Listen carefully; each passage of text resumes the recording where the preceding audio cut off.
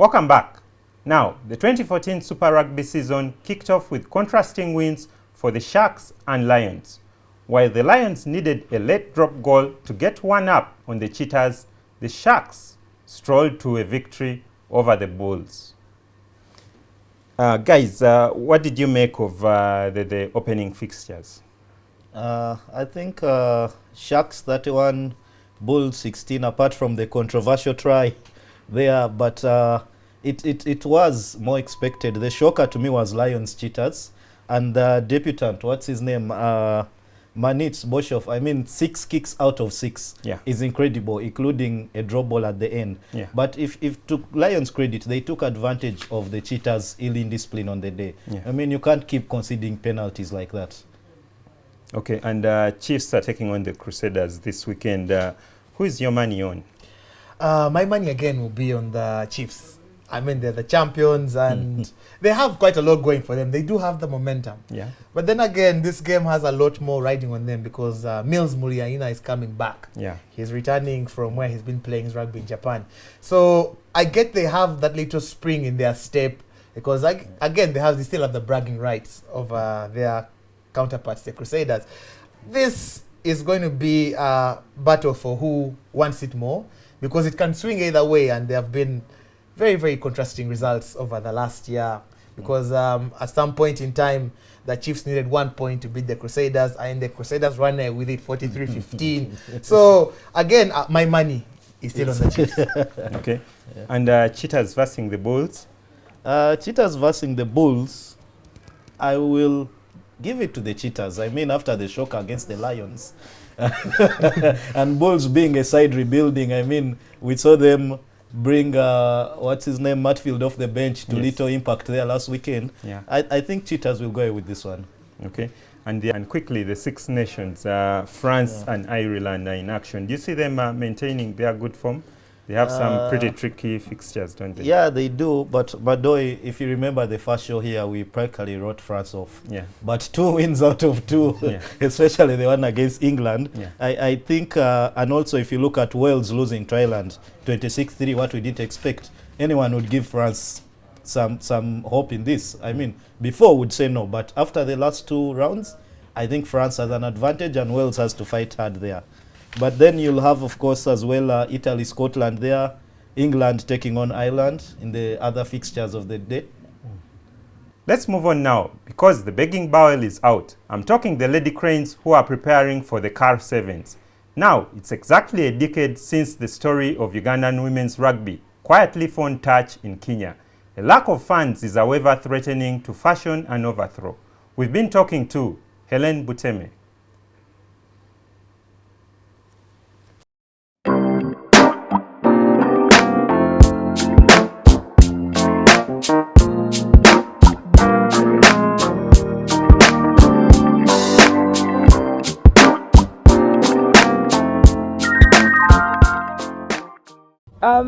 It's been an eventful journey. I mean, we didn't think women's rugby would become this big in Uganda.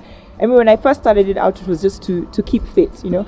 I was like, let me just do something to keep fit, keep in shape. Then I got some of my friends to join. Then I was convinced by the guys here at Chadondo to switch from touch rugby to full contact rugby. So the team has evolved, it's grown.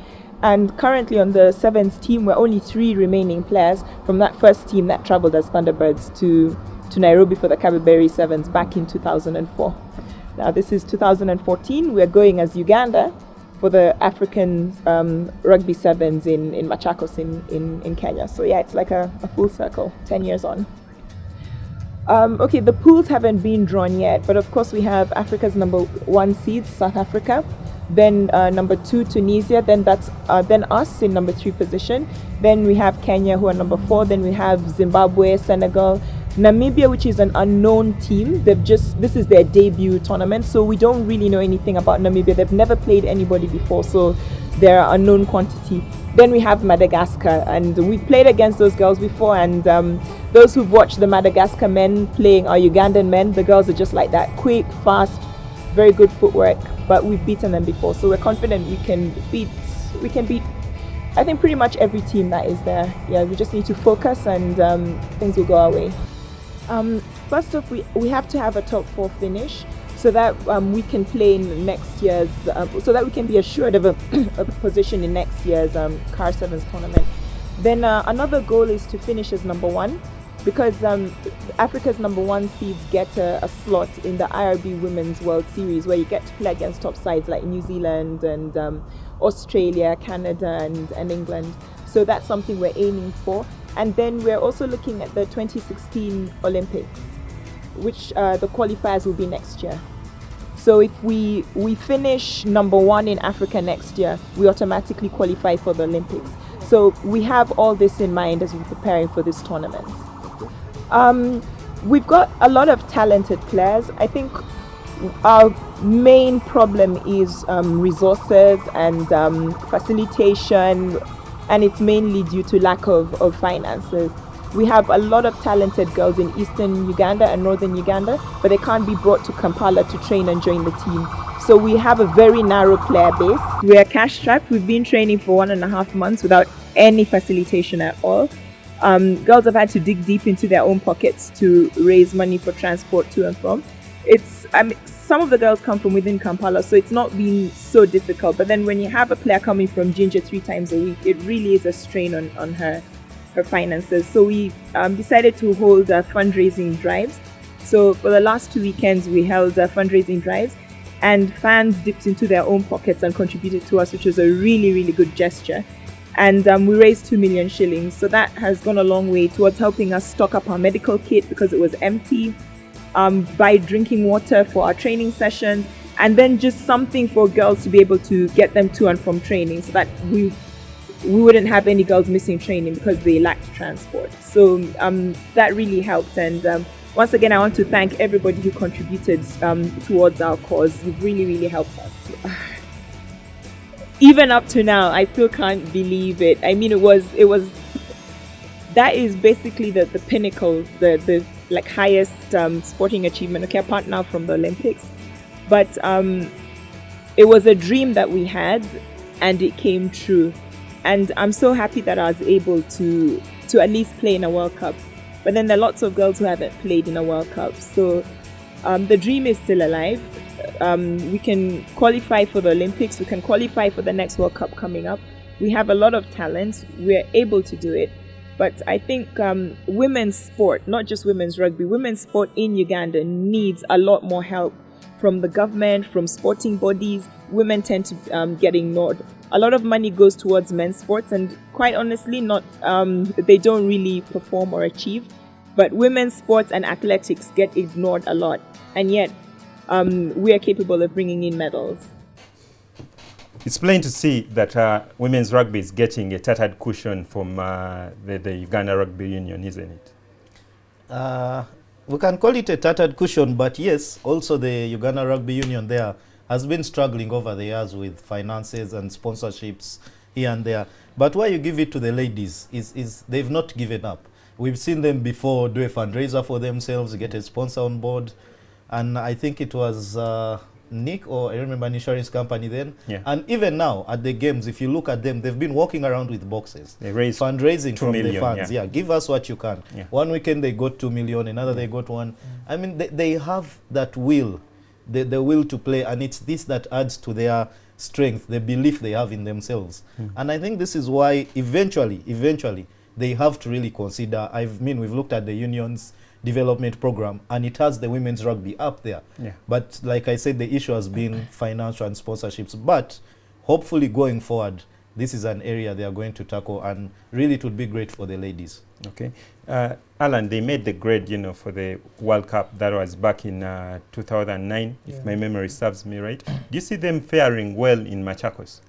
Well, they are an amazing bunch of players, and the beauty about them is you keep seeing new faces, and the new faces are up to scratch in terms of skills, which means they are actually doing their proper training, and they just need that little boost, 1, in terms of their technical ability, and 2, in terms of nutrition and, again, preparation. But we do have to start taking the women's rugby game more seriously, because they are the only rugby team that has been to a World Cup. Yeah. They won the Elgon Cup twice, I think 2 years in a row. Yeah. So they are, at the moment, the area where we should put a little more focus. Yes, in terms of fundraising, I think we have to shift the focus, or balance the focus between the men's game and the women's game in terms of development. That is somewhere where everybody needs to come on board, and we are going to provide all kinds of avenues for them to prepare well and be well fasted to go and do well. Machakos, I have no doubt that they are, apart from South Africa, every other team will go down to them. Yeah. Philip, Helen Buteme has been the face of Ugandan women's rugby for some time now. Are there any other players who are breaking through, have captured the eye? There are many other players, but while you are telling, you want to commend these unsung heroes. She voluntarily came up and built a ladies team. You look at Dr. Irina Mapi, you look at Charlotte Mudola, and like Alan says, there's a lot of new talent coming up. So I think it's great for them that they're having all this new talent cropping up. Okay. Still sticking with you, Philip, how does your team of the week look like? Of course, being the final weekend and Cobs taking it away there, of course, it's going to be Cobs dominated. But there are a few surprise packages. You look at Solomon Okia at 15 for Toyota Buffaloes.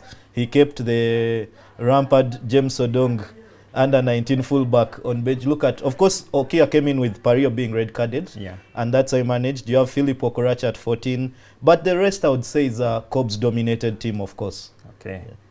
Okay then. Still some time for us to remind you of the delayed game between Cobs and Buffaloes that will be airing today at 4:30 p.m. Be sure to catch that. But for myself and the crew, it's good day and goodbye.